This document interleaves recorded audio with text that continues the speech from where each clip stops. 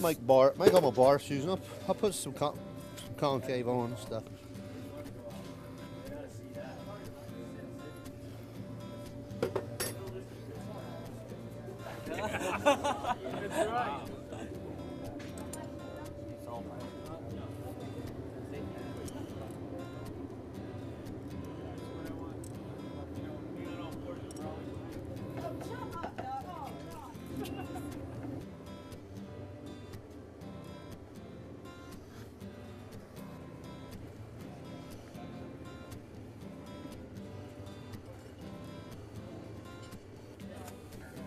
Well, I don't think he has a bowed tendon.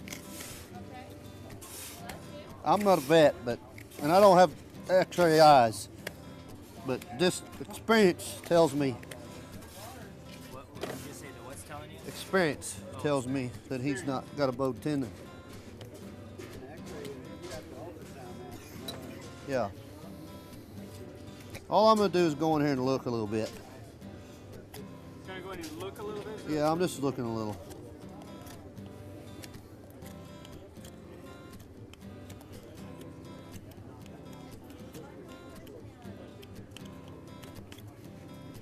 So what are you looking for? Well, I see some Bruising brought a lot of separation right here.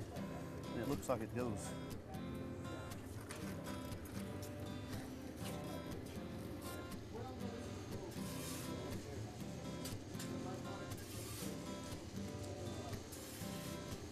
What do you see right off the bat? What do you guys see?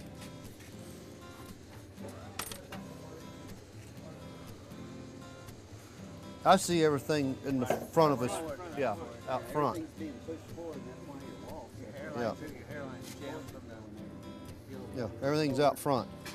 Even though, you can't really go by, an inch and an eighth. You'd have to get in here and find the true apex of the frog because it's pulled forward too.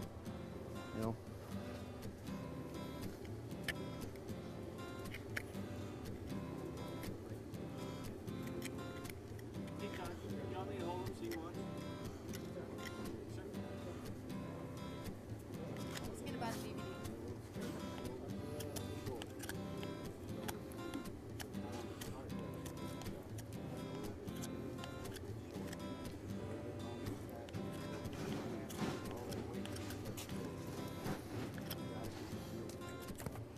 You know what?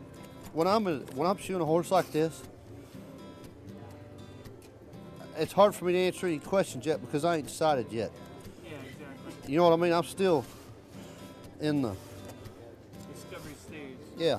This is a good example of when you say you get your picture at the bottom and you definitely would go forward first. Before, like some guys, they would make a nipple run on that or they take too much, Well, I'm probably not gonna dress any flares yet. I'm probably gonna just move his whole foot back. What? He got a little bruising, but that's not enough to bother me. Most of the time when you see a quarter crack on one, they'll have that hump right there. The one that starts at the hairline, and it's not as much a hump as this is falling off. And almost all those horses, you can take their foot, put it on a foot stand, and lift up on the heel and the bulb, and it'll close the crack. And if you follow the top of the crack straight down, it's at the last bearing point of the heel. When they floated it. You know what I mean? When you could have just brought it back, put an open-heeled shoe on it, and that would have held it close. You know what I mean? It just needed. It's like if you dig the dirt out from under this corner of this foundation, this is going to bust off. The only way to fix it is to lift it up and put it back under there. Does that make sense? And to me, his heels, it's just falling off. But I don't think that's why that heel ain't making him sore right now. You think it looks like this, like you're talking about length or height of the heel. He's got too much length and no height, correct? But he's got, his pasture, his hoof wall don't match up. So I'm trying to figure out how I'm going to get that back, and it's going to lower it and still. If you move that heel back and rockered that toe and rolled it, you think its stance would change? Come back up. Yeah. It'll change. Yeah. I'm probably not going to rock her. I'm probably going to, I don't know yet. See, I'm bad about, if you ever shot horses with me, Austin used to get mad. What do you want? What do you want? I said, I don't know yet. I don't know. I'm still thinking. Roll it, just a nice roll. I'm still thinking. I don't know. Alright, I'll show you. I'll just stand back here and watch.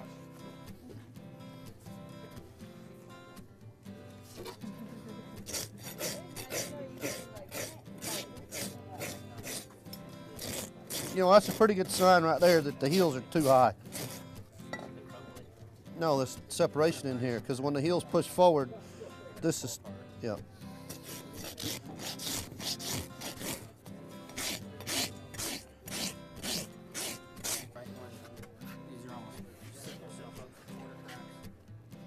Yeah.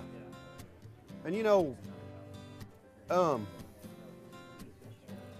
I think, now I ain't a vet, and I ain't, you know, but my opinion, I would think this horse's suspensories is hurting him more than his. And I know he said his suspensories are tight, but because a high-heeled horse, you know, like him with the way his foot is, are more prone to a suspensory, you know. That kind of goes where he's going at the end. Yeah. Not having the range of motion, right? Yep.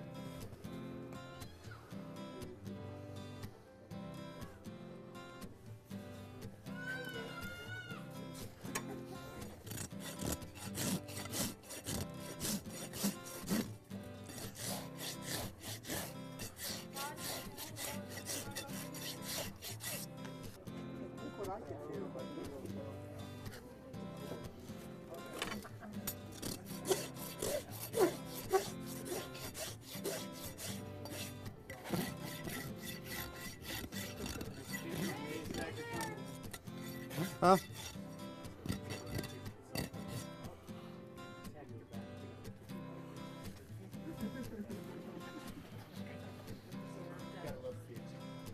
Sorry. When the last time he was shot? What's this passion hoof wall look like now? One at the quarters, it's got a bunch of separation because the heels are, when they load their foot, the heels go in and forward and the quarters go out. And when they go to break over, the heels go back to the normal position, plus spring past it and the quarters straighten. But when they stand all the time and that heel's pushing that quarter out, it starts doing this, and they get separation in there. And a lot of times the bars will be buckled. You know, and you'll see a corn, you know, in here. You know, see all that right there, that separation in there? A lot of times they'll get a corn in there where when this goes in and forward, you know, the bar is like a pillar, you know. It's the only thing that keeps the heel from going in too much. Well, once it gets so much leverage on us, this will bend, the bar will bend, and it pinches the sole between the wall here and this wall.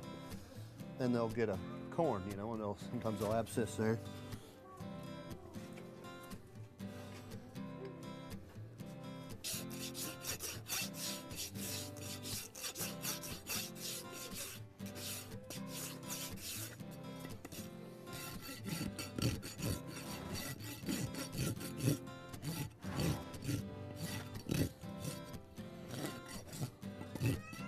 That's why when you get a poorly maintenance foot, it's the bars and buckles. You usually know. Yep.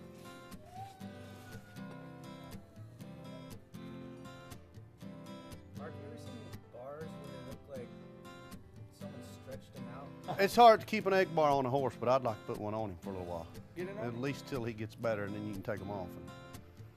All we got is time. Okay. What do you guys think? I like a good idea. Yeah, give him a little support behind him, you know.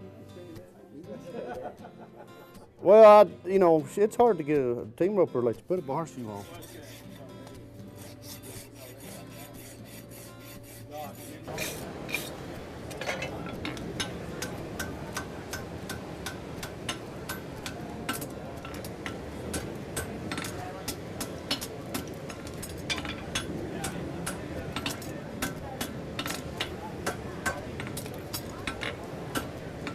How much start was that, Mark? Can't tell you. 14 1/4.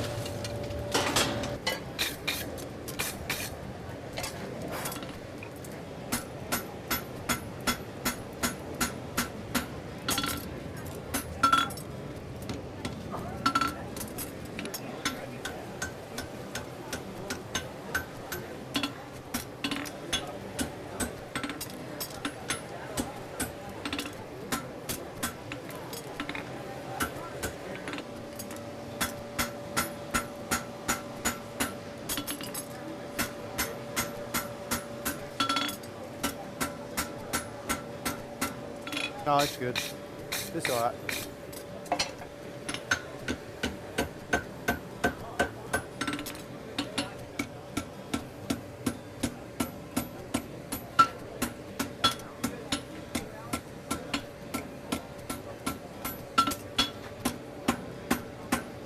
Oh.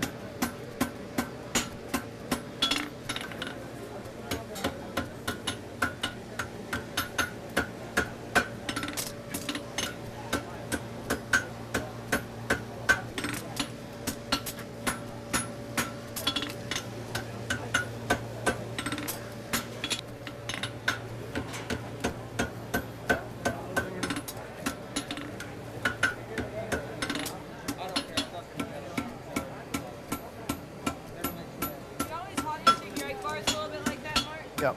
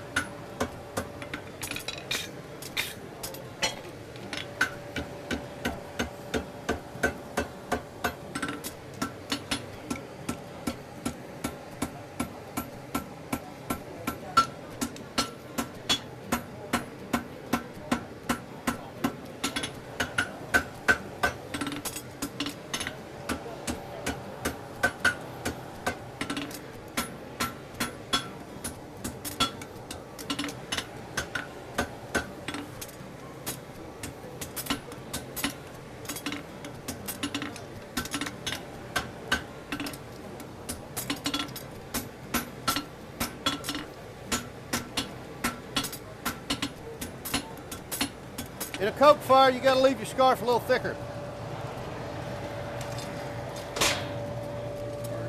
Yeah, if you don't, if it burns that edge, you get it too thin, it burns it, it won't weld. At least for me, it won't.